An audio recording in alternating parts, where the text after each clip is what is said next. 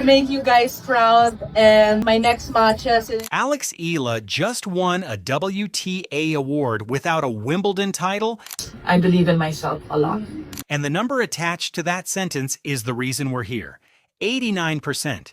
That's roughly what she took in the fan vote for the WTA's Star of the Swing for the 2026 grass court season announced on July 17th.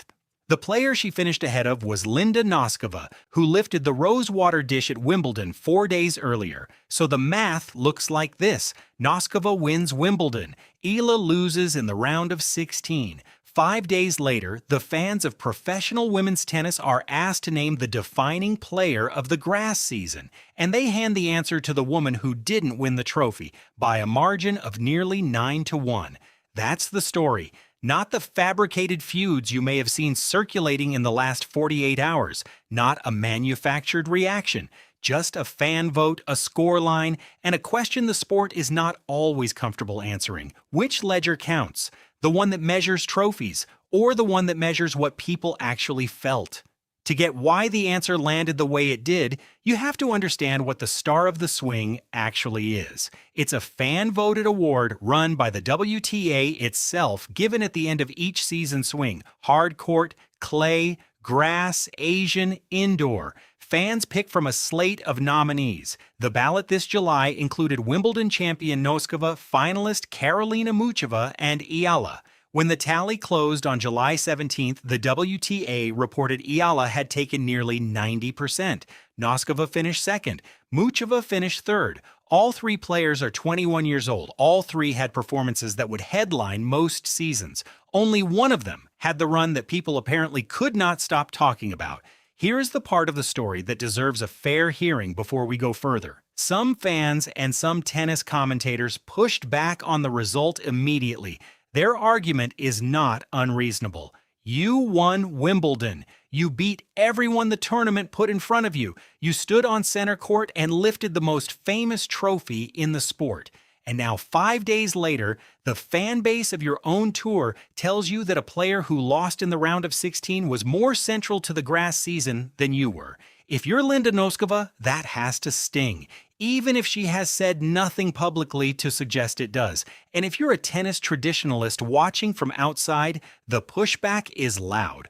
On threads run by outlets like Sports Key to Tennis, comments called the award ridiculous, absurd, a popularity contest overriding a Grand Slam. These are not fringe reactions. They come from people who love the sport and who believe correctly that trophies are the way tennis has always kept score. The problem with that argument is not that it's wrong. The problem is that it's incomplete. Because the WTA didn't create the Star of the Swing to duplicate the trophy list. They created it to measure something the trophy list doesn't capture: fan resonance, attention, the pull of a story. And by that measurement, the one the WTA itself defined, the vote wasn't close. It wasn't even in the same building as close. 90% to 10. That's not a popularity contest going one way. That's a global audience with a live microphone telling the sport what it saw. To understand how a player ranked outside the top 40 walked into that microphone and took 90%, you have to rewind 5 weeks to a small tournament in the English Midlands that most casual tennis fans didn't watch.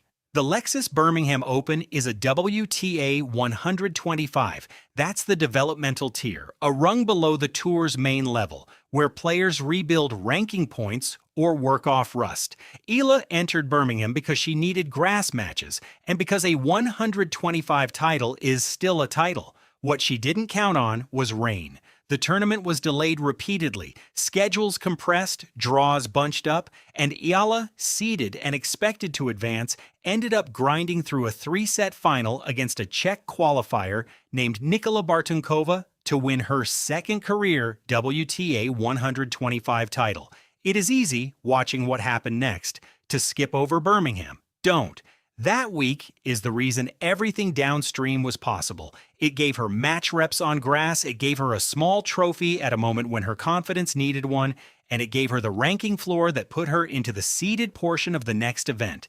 That next event was Berlin, a WTA 500 on grass, one tier below the very top of the tour. Berlin is where the top players start showing up in earnest before Wimbledon. And in Berlin, Eala reached the semifinals. That's the run that turned the ranking climb from steady into serious. It's also the run that earned her the number 29 seed at Wimbledon, a seed that by pure draw luck and her own scheduling put her on a collision path with the defending champion in the third round. Which brings us to the moment that likely decided the entire fan vote before any ballots were counted. Center court, Wimbledon, third round. Iga Swiatek on the other side of the net, the defending champion, a player with 4 French Open titles, one of the 2 or 3 most decorated active players in the sport. Eala won the first set on a tiebreak, 7-6 with a 9 in the breaker. Then she won the second set, 6-2. That's the score. That's what happened. She defeated the reigning Wimbledon champion on center court on live global broadcast, in front of the audience that decides fan awards. The Wimbledon official records will show she became the first player from the Philippines in the Open era to reach the second week of a singles major. That's a real historical marker and worth naming once, then moving on. The bigger point is emotional. For the fans who saw it live and the millions who watched the clips afterward, that match was the moment Eala stopped being a story about potential and became a story about arrival. Take a breath here, because the next part is where the two ledgers of this sport split open in public. 4 days after center court, Eala walked back onto the grass for the round of 16, and Jasmine Paolini beat her. The score was 4-6, 6-4, 3-6, 3 sets. Decided in the third, not a blowout, not a collapse. It was the kind of loss 2 players ranked inside the top 30 give each other on a regular basis. Eala led in the match. She just didn't finish it. In the trophy ledger of tennis, that's where her Wimbledon story ends. Round of 16, out. In the fan resonance ledger, it wasn't even a scratch. Because 5 days after that loss, when the WTA announced the Star of the Swing vote, the fans had already made their decision, not despite the Paolini loss, in spite of the fact that Noskova had gone on to win the entire tournament, 90% to 10, second week debut. Swiatek on center court, a ranking climb from number 44 at the start of the swing to a career-high number 28 when the dust settled. 6 weeks, that's the whole arc. That's what nearly 90% of the voting audience was responding to.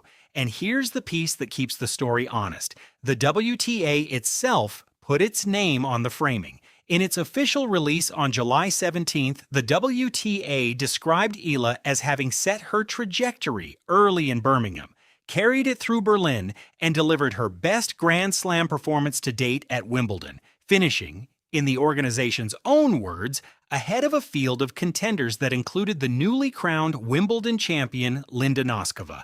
That's the governing body of women's professional tennis telling you, in plain language, that the fan vote produced this result and that the result is not an error. There is nothing to appeal. There is nothing to overturn. The vote was what the vote was. And the WTA's own recent history reinforces the pattern.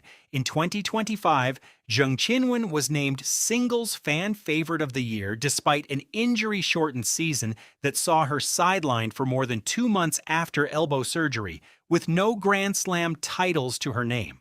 Fan awards run properly have never been the trophy list in another costume. They measure something different on purpose. They measure the players people can't look away from. Now the stakes, because if you stop the story at the vote count, you miss what actually just happened.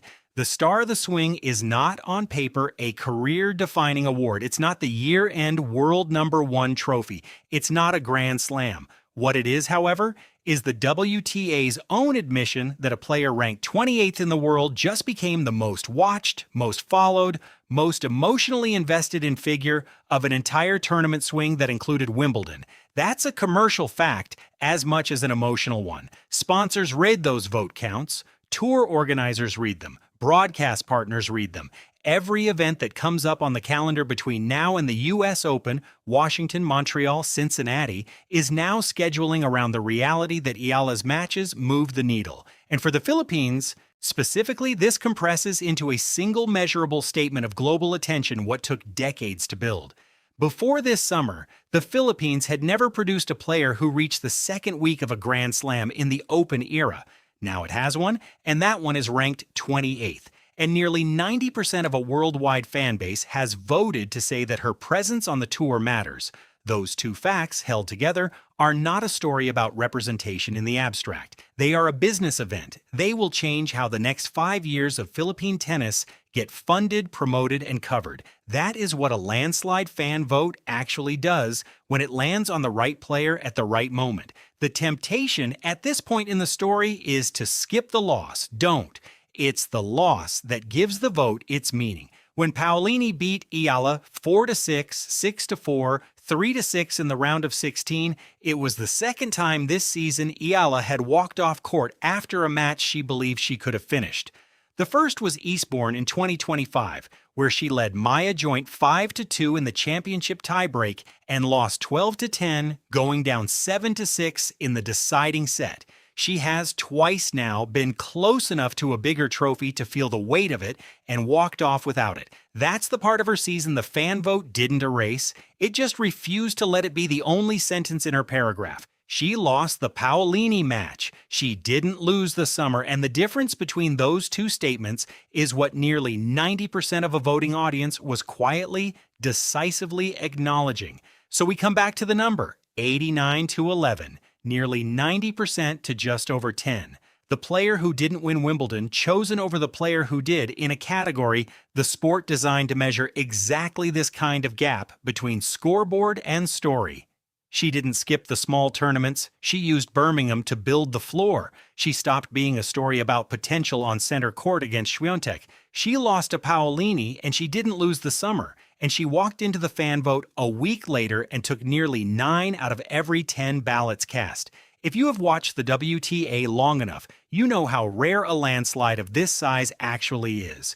You know that the vote is not the final judgment on a career. Careers get judged in slams, in year-end rankings, in the long arithmetic of hard courts and clay, and the seasons that follow. But you also know that a moment like this, a moment where the entire fan base of a sport agrees at 90% on who the story was, that moment tells you something the ranking column can't. It tells you the player is no longer on the outside of the conversation. She is the conversation.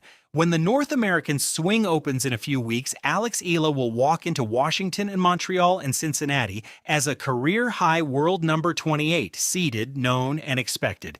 The room she's in now includes the defending champions and the top 10 and the players whose faces sell tournaments. She's not knocking on that room's door anymore. She's already inside it. The vote count is the receipt. If this is the first time you've watched a full breakdown of Eala's grass swing and you want the next chapter, the North American hard courts, the US Open build-up, and the season she's now positioned to close, subscribe and stay with the channel. We'll be here for every match.